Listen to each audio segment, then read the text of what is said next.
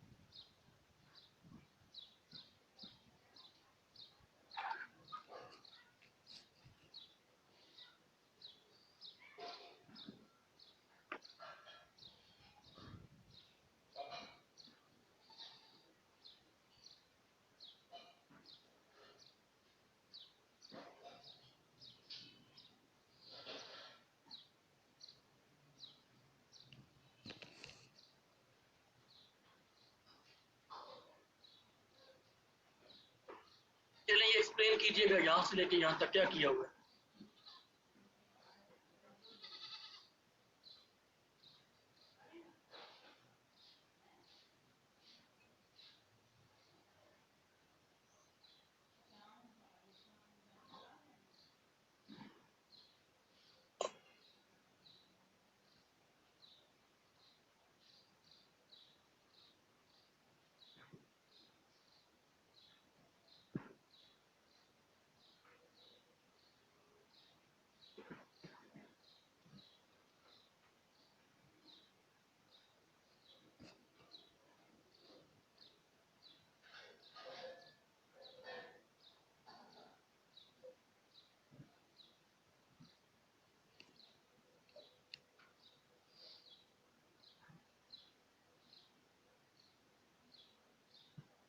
चलिए, ये बताएं, खामोश हो गए आप लोग।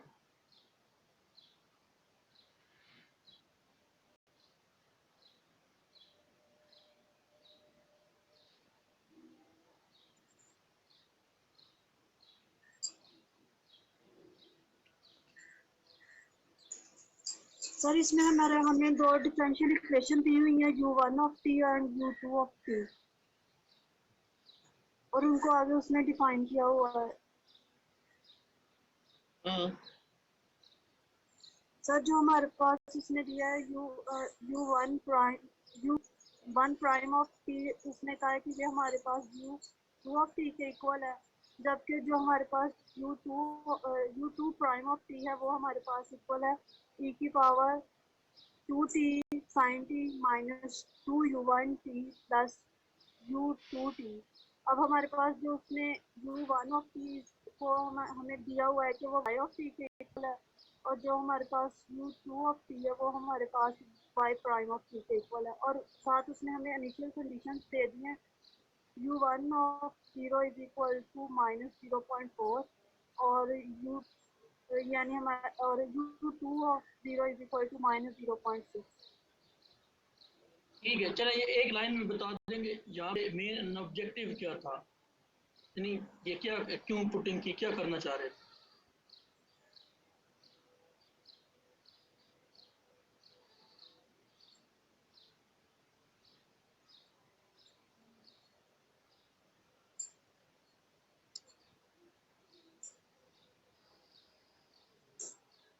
सर उसने हाँ बताएं।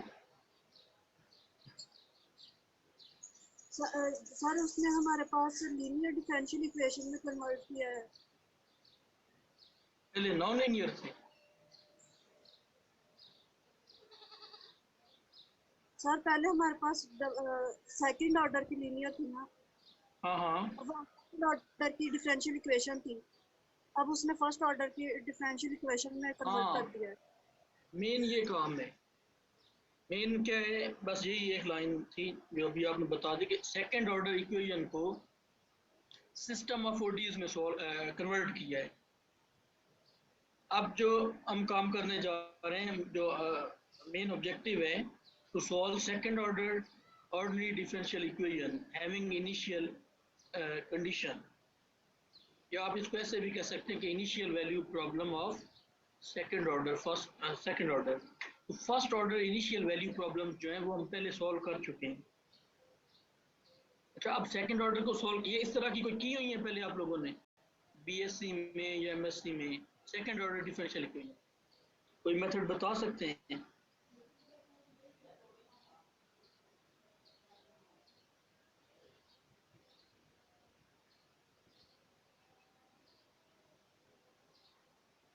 अगर नहीं भी काम किया, यस या नो में बता देकर ऐसे टाइम क्यों वेस्ट करते हैं। नो सर, ये सेकंड ऑर्डर नहीं किया सर।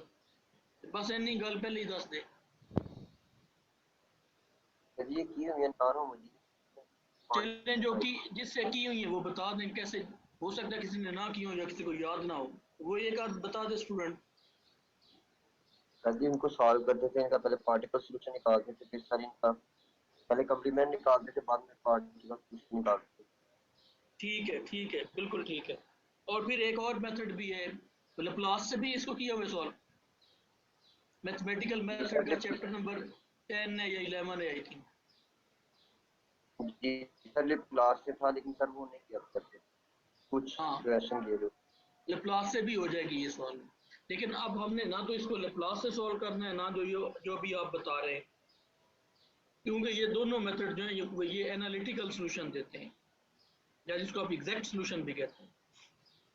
हम जी बात सर। करने, जो हमारा काम है वो न्यूमेरिकल सॉल्यूशंस पे, कि हमने, क्योंकि कंप्यूटिंग टूल जो भी है वो तब उसकी ज़रूरत पड़ती है जब आपके पास जो कैलकुलेशंस हैं वो हैवी कैलकुलेशंस, और वो कैलकुलेशंस पॉसिबल ना हो, मैनुअली पॉसिबल ना हो, या वो मैनुअली अगर आप करते हैं तो टाइम टेकिंग हो, आपको क्या नाम है, आवर्स और डेज चाहिए to solve one single problem. तो इससे कंप्यूटिंग टूल का ये है हमारा मेन ऑब्जेक्टिव ये है।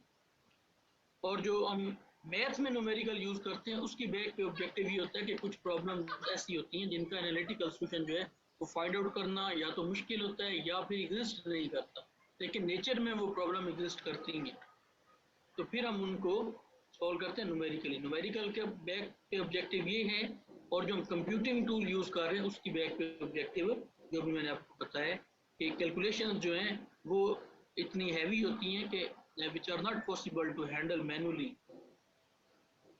एक आप पेज ज़ाया करेंगे, टाइम टेकिंग होगा, तो इसलिए हम ये करते हैं। तो अब हम प्रीवियस लेक्चर्स में फर्स्ट ऑर्डर ओडीज को सॉल्व करना सीख चुके हैं, तो यहाँ पे इस सेकंड ऑर्डर को कन्वर्ट किया हुआ है उसमें फर्स्ट ऑर्डर में। तो ये सिंपल सी इक्वेशन है। आप अगर ये U1 और U2 के चक्रों में ना पढ़ें तो आप इसको अपनी तरह से भी कर सकते हैं।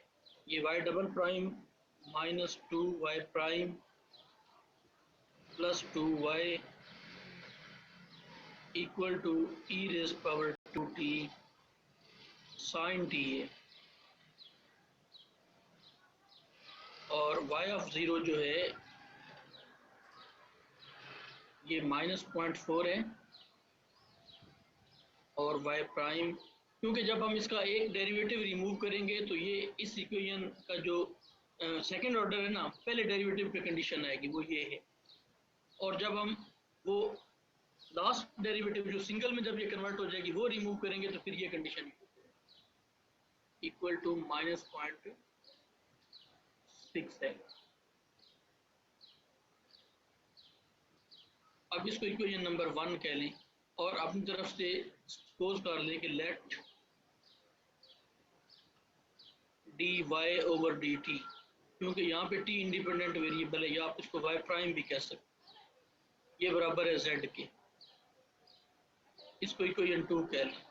अब इसको डिफरेंशिएट कर दें विद रिस्पेक्ट टू t, ये आपका बन जाएगा d²y/dt², या इसको आप y डबल प्राइम भी लिख सकते हैं, ये बन जाएगा dz/dt, या आप इसको z प्राइम भी लिख सकते हैं, इसको इक्वेशन 3 कहते हैं।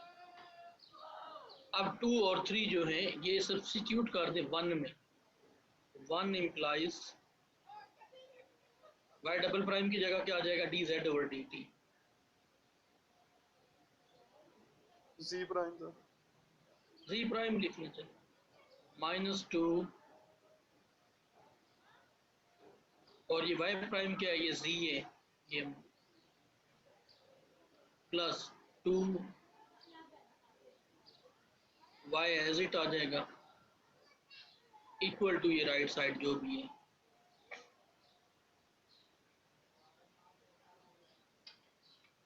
अब इसको 4 कह लें। अब अगर आप पहली इक्वेशन को देखें, जो ये इक्वेशन है, इसमें एक्चुअली हमारे पास सॉल्यूशन कौन सा है, y ऑफ t की फॉर्म में आना चाहिए,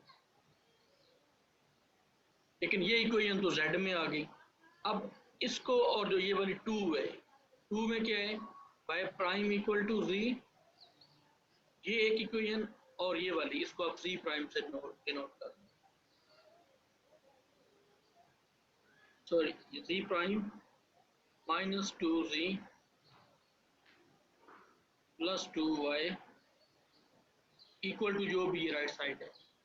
अब ये हमारे पास 2 इक्वेशंस आ गई, तो हम सबसे पहले एक और डी जो z प्राइम है ये सॉल्व करेंगे, इसकी वैल्यू इधर जाएगी तो ये y प्राइम की वैल्यू आएगी। ओवरऑल हमारे पास जो ये है ये एक सिस्टम ऑफ ओडीज बन गया। अब इसमें जो कंडीशन बनेंगी, ये पहली पे ये अप्लाई होगी y ऑफ 0 इक्वल टू -0.4, और जो ये है z प्राइम है, तो ये y प्राइम है ना, y प्राइम को हमने z लिखा हुआ है, ये क्या बन जाएगी z ऑफ 0 इक्वल टू -0.6। तो ये एक सिस्टम ऑफ ओडीज बनेगा और इसको हम इजीली सॉल्व कर सकते हैं, जो मैंने आप लोगों को OD 45 करवाया था उसकी हेल्प से। तो इसका मतलब ये हुआ कि जो सेकंड ऑर्डर डिफरेंशियल इक्वेशन है, ऑर्डरली डिफरेंशियल इक्वेशन और इनिशियल वैल्यू प्रॉब्लम है, वो हम रिड्यूस कर सकते हैं in system of first order differential equation. Clear हो गया है? और इनिशियल वैल्यू प्रॉब्लम और बाउंड्री वैल्यू प्रॉब्लम में फ़र्क ये होता है कि यहाँ पे मैं t की वैल्यू गिवन थी, t जो है लाइज बिटवीन 0 to 1 था आई थिंक ये प्रॉब्लम में। तो जब आप इसको डिस्क्रिटाइज करते हैं, यहाँ पे 0 है, यहाँ पे 1 है, तो ये अगर तो आपको सोल्यूशन इस पे पॉइंट पे गिवन है तो ये इनिशियल पॉइंट होता है, इसको हम कहते हैं इनिशियल वैल्यू प्रॉब्लम। तो बाउंड्री वैल्यू प्रॉब्लम है, उसकी बाउंड्री पे भी बाउंड्रीज पे कंडीशंस गिवन होती हैं कि मसलन इस बाउंड्री पे भी कंडीशन गिवन होगी, इस पे भी गिवन होगी। इसकी सिंपल सी एग्जांपल है कि अगर आपके पास एक रॉड है और वो दोनों साइडों से क्या नाम है इंसुलेटेड है, जैसे ये घर में हम चम्मच यूज़ करते हैं सालन के लिए या किसी और पर्पस के लिए, तो उसकी जो हीट है हमारे हाथ तक नहीं पहुंचती, उसका जो एंड पॉइंट है पहला जहाँ से हमने पकड़ा होता है उसको, वहाँ पे 0 टेम्परेचर होता है। वो उस पर पक्की कंडीशन है कि जब जो टेम्परेचर उधर जितना मर्जी कम हो बड़े जो भी हो, वहाँ पे 0 ही रहना है टेम्परेचर। इसी तरह वो एक एंड पे बाउंड्री कंडीशन है, दूसरे पे भी कोई हो सकती है। क्लियर हो गया? ये फर्क है इनिशियल वैल्यू और बाउंड्री वैल्यू प्रॉब्लम। चले, कोई यहाँ तक क्वेश्चन तो नहीं है? No sir. चले, ये इजी है। अच्छा, इसके बाद नेक्स्ट जो है, इन दोनों को, ये U1 और U2 में लिखे हुए, इन दोनों के आप लोगों ने सोल्यूशन फाइंड आउट करने हैं मैटलैब में ODE45 यूज करके। चलें, एक बात तो ये होगी। अच्छा, इसके बाद एक हमने मेथड पढ़ा था RK मेथड, ODEs को सॉल्व करने के लिए। क्या मसला?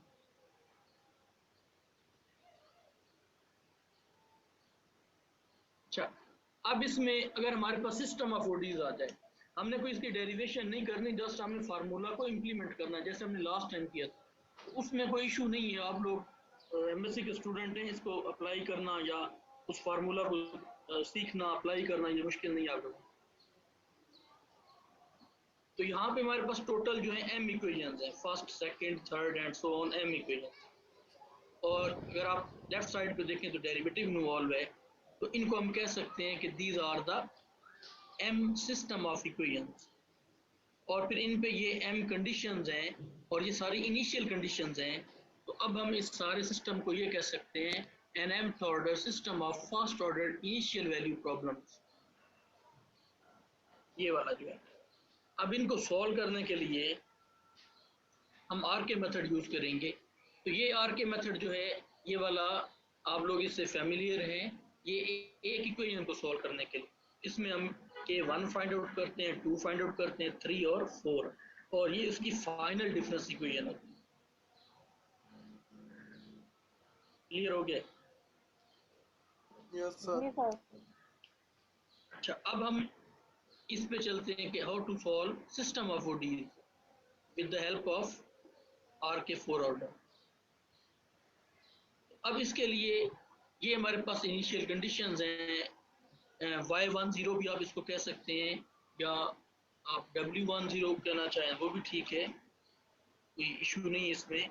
ये सेकंड पे है, दूसरी इक्वेशन पे Y2। ये 0 का मतलब ये है कि स्टार्टिंग वैल्यू, इस 1 का मतलब ये है कि पहला वेरिएबल। मसलन आपके पास 2 ODEs हों तो एक में वेरिएबल Y1 है, दूसरे में Y2 है।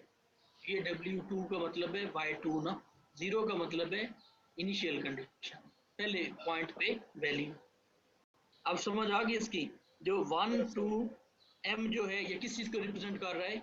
1 से लेके M तक वेरिएबल सर। किसको?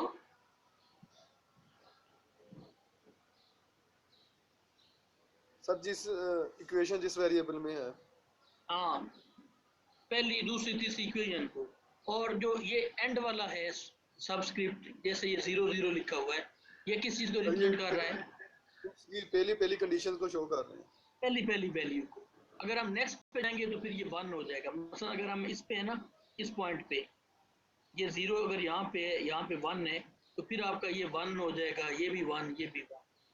अगर आप इस नेक्स्ट पे हैं, जो ये फिगर में भी है, इस पे हैं, तो फिर 2 2 होता जाएगा। नेक्स्ट पे यहाँ पे हैं तो फिर ये 1 3 2 3 3 3 एंड सो ऑन। क्लियर हो गया ये? Yes sir. अब इसके लिए ये फार्मूला है। जैसे उधर हमने K1 फाइंड आउट किया था ना, यहाँ पे K1 I है, I फॉर इनिशियल कंडीशन। नहीं इनिशियल कंडीशन नहीं है सर 0 1 2 3 अप टू M। 1 से M तक ना, पहली इक्वेशन के लिए, फिर दूसरी के लिए, फिर तीसरी के लिए एंड सो ऑन। अगर 2 इक्वेशन है तो हमारे पास I जो है 1 से 2 तक वेरी करेगा, अगर 2 ODEs हैं तो। अगर 3 ODEs हैं तो फिर ये I 1 से 3 तक होगा। तो हमें क्या क्या फाइंड आउट करना पड़ेगा? सिंपली मैं K1 की बात कर रहा हूँ, K1 1, K1 2, K1 3। समझ आइए इसकी? जी सर। ये देखिए, मैं इसको बाकी को हाइड कर देता हूँ, यहाँ तक इस एक की बात कर रहे हैं। अब जैसे ऊपर हमने K1 फाइंड आउट किया था सिंगल के लिए, ये फार्मूला है K1 फाइंड आउट करने के लिए फॉर सिस्टम ऑफ ODEs के लिए। तो इसमें I का मसला है, ये 1 तो फिक्स है ना, I का मसला है। अब मैं आपको बता रहा हूँ कि जो आई है ये वेरी करेगा हाउ मैनी इक्वेशंस हुई है। अगर हमारे पास 2 इक्वेशंस हैं तो आई की वैल्यू 1 से 2 तक होगी। अगर हमारे पास 3 इक्वेशंस हैं तो आई की वैल्यू जो है 1 से 3 तक होगी। अगर 3 इक्वेशंस होंगी तो ये के की वैल्यूज कौन कौन सी बनेगी? जल्दी जल्दी बोल दें। ओके सर, 3 कौन कौन सी बोल दें? 1 2 3 हो जाएगी सर। वो नहीं यार, के 1 1 इस तरह बोलो, के 1 1 जब आई 1 होगा, के यस सर। 1 2 के 1 3। जी सर। अब समझ आइए इसकी। यस सर, पहली इक्वेशन के जी लिए के सर। 1 1 है, दूसरी के लिए के 1 2 है और तीसरी के लिए के 1 3 है। 1 3 है, गुड। फिर इसी तरह K2 में भी आई आपका 1 2, अगर यस 3 है तो सर। 3 तक जाएगा। तो इस मीन यहाँ से हमने K2 1 K2 2 K2 3 find out कर। If we have 3 equations, if we have 2 equations then we need to find K2 1 and K2 2। जी सर। अच्छा, इसी तरह K3 भी फाइंड आउट करना है। Similarly I varies from 1 to m depends on number of equations, और फिर 4i, और ये फाइनल डिफरेंस इक्वेशन है ये वाला। चलें अब ये बताएं मुझे, ये बताएं इस फार्मूला में किसी का कोई कंफ्यूजन हो? No sir. बात इतना कहना कि यार हमें तो पता ही नहीं चला, ये फार्मूला हमने मेथड नहीं पढ़ा हुआ, फलां नहीं किया हुआ। पहले एक इक्वेशन के लिए था, अब जितनी इक्वेशन है उनके लिए ये निकालनी है पूरा फार्मूला। हाँ बिल्कुल बिल्कुल एग्जैक्टली ऐसे कर। तो इसका मतलब ये है कि आप लोगों को इसकी समझ आ गई है। जी सर। बड़े ज़हीन लोग हैं।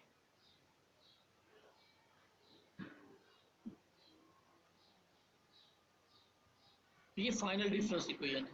अच्छा, अब आप लोगों ने इस फार्मूला को इम्प्लीमेंट करना है इस प्रॉब्लम पे। ये प्रॉब्लम सर्किट से रिलेटेड है, उसमें करंट फ्लो को रिप्रेजेंट कर रही है। I1 is for first equation I1 prime and I2 prime for second equation. This one is a system of ODEs। तो ये इसकी राइट साइड है, इनिशियल कंडीशन है इसकी, और इसकी राइट साइड ये है। तो यहाँ पे I1 प्राइम की वैल्यू ये ऊपर गिवन है, वो पुट की हुई है, तो ये हमारे पास आ। तो I2 0 जो है वो 0 है।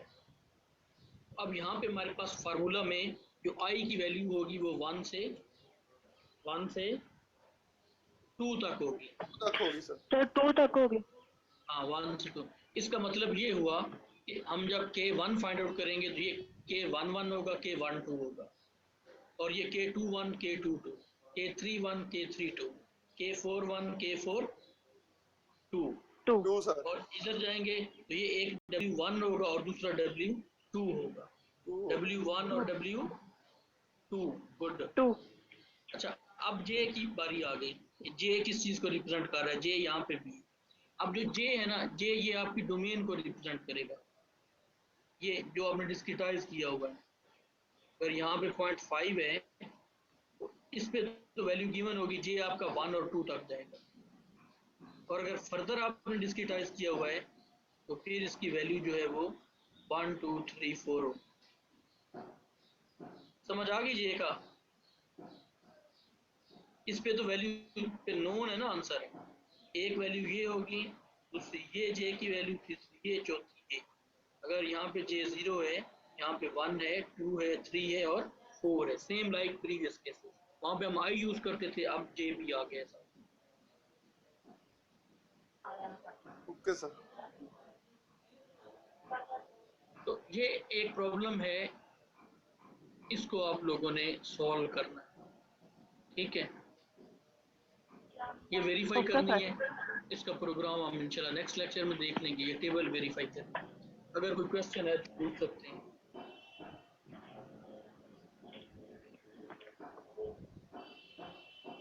ये जो लोग एब्सेंट है ना, इनकी खैर नहीं है।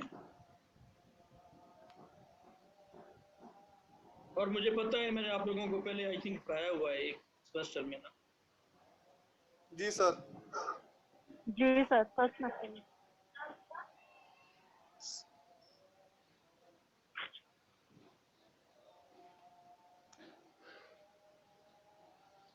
सर हमारा प्रैक्टिकल होना है। प्रैक्टिकल की होना है, तुम इतने में पूछते रहना, जवाब ही नहीं देंगे। थोड़ा इलाज में करना है बस। हर सर बीमारी का बता इलाज होता है। अब इलाज होगा आप लोगों का, जबरदस्त इलाज होगा। प्रैक्टिकल जो है ना, जो अगर कोई जवाब भी दे, किसी को लैपटॉप नहीं है, कोई कोई बहाना ला लेंदा, कोई बहाना ला लेंदा। सर असल में ऑनलाइन सिस्टम ने सर सारा काम आखिरी खराब। महीने के नहीं नहीं, मेहमान है, ऑनलाइन बता सिस्टम का ये दीजिएगा सर। मतलब तो नहीं है कि आप लोग इंतहाई बेशरम लोग। सर सर्विस ही इस तरह होती है। अब मैंने क्लास ज्वाइन की 2-3 बार, ऐसे हो गया था बिल्कुल समझ नहीं आ रही थी, ना आवाज आ रही थी, कभी डिस्कनेक्ट हो जाता है, कभी फिर कनेक्ट हो जाता है।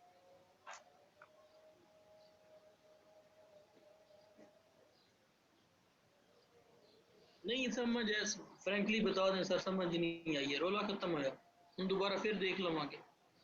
ये क्या खामोशी से बैठे रहते हैं, पता नहीं आप लोग सोए होते हैं या क्या करते हैं, ऐसे ही ऑनलाइन। नहीं सर सर, काम कर रहे हैं सर साथ साथ।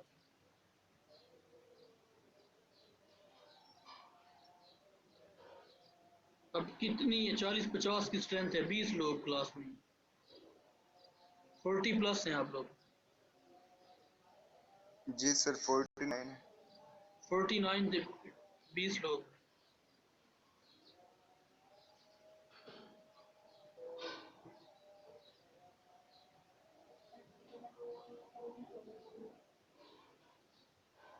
ये जो आपका कोर्स है वो 2:1 की रेशियो से है। 2:1 का मतलब ये होता है कि एक जो है वो आप लोगों का प्रैक्टिकल का आवर होता है, 2 जो है क्लास आवर होता ओके सर।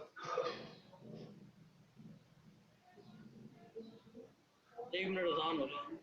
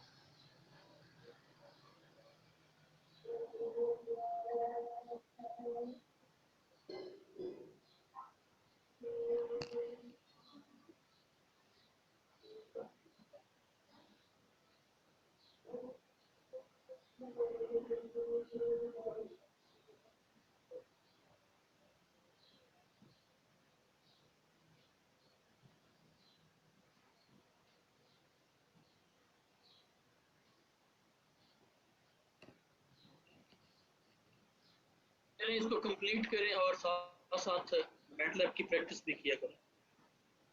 तो अगर आप लोगों सर की कर रहे हैं साथ साथ। क्लास वगैरह नहीं होती तो उसका मतलब ये होता है कि आप लोगों ने उस क्लास में क्या नाम है, कोई ना कोई प्रोग्राम सीखना है, करना है खुद से। जी सर आपने जो करवाए हैं साथ साथ ये करते हैं। ये अगर मैं 4-4 लेक्चर पूरे पढ़ावा पूरे वीक में, तो ये जितना आपने काम किया इससे डबल और हो जाना था। जी सर। ये इसी को संभाल लें, थोड़ा बहुत आइडिया आपको हो जाए। तो बाकी जितनी भी चीज़ें हैं इसमें, कोई भी हम न्यूमेरिकल टूल अप्लाई करते हैं तो वो डिपेंड करता है हमें प्रॉब्लम किस तरह की हमने जो जिसको हम फेस कर रहे हैं उसके अकॉर्डिंगली फिर चलते हैं। मसलन एक स्टूडेंट है, वो एक सिंगल इक्वेशन को सॉल्व करता है, उसका जो प्रोग्राम है वो डिफरेंट बनता है फिर अगर वो बाउंड्री कंडीशंस अप्लाई करता है उसका प्रोग्राम डिफरेंट हो जाता है। अगर वो इनिशियल कंडीशंस यूज कर रहा है प्रोग्राम डिफरेंट हो जाता है। और अगर वो एक होती है डेरिवेटिव बेस्ड बाउंड्री कंडीशंस, जब वो यूज कर रहा होता है वो प्रोग्राम डिफरेंट हो जाता है। एक बाउंड्री कंडीशन होती है मिक्स्ड होती है जिसमें डेरिवेटिव भी होता है और ये फिक्स्ड भी होती है, जैसे यहाँ पे ये फिक्स्ड है, जैसे ये फिक्स है बाउंड्री कंडीशन, उसका प्रोग्राम डिफरेंट हो जाता है। तो ये थोड़ी सी वेरिएशन से जो प्रोग्राम है वो चेंज हो जाता है। इसी तरह अगर कोई स्टूडेंट सिस्टम को सॉल्व कर रहा है, पीडीज को कर रहा है, ओडीज को कर रहा है, उसका भी डिफरेंट हो जाता है। वो मेन जो है आप लोगों ने अपनी प्रॉब्लम को सॉल्व करना है आगे जाके, वो डिपेंड करता है आपकी प्रॉब्लम पे, लेकिन आप एक बेस हो आपकी हो न हो टूल की, फिर उनको हैंडल करना इजी हो जाता है। चलिए इसको सॉल्व करके करें, फिर इसके इंशाल्लाह प्रोग्राम भी देखते हैं। और कोशिश कीजिएगा अगर आप लोग खुद से ही इसका प्रोग्राम सर अगर इसका प्रोग्राम बनाना है तो आई 2 इक्वेशन है तो आई 1 से 2 रखना है। 1 से 2 हो बिल्कुल। और ये डिपेंड करता है आपके डिस्क्रिटाइजेशन पे। डिस्क्रिटाइजेशन का मतलब है नोड्स पे, कितने नोड्स बनाए हुए हैं आप। जी सर। ठीक है, इसको ट्राई कीजिएगा, ओके सर। अगर हो जाए तो मुझे सेंड कर दें। ठीक है सर। हाँ जी, ये अटेंडेंस भी सेंड कर दें। Okay sir.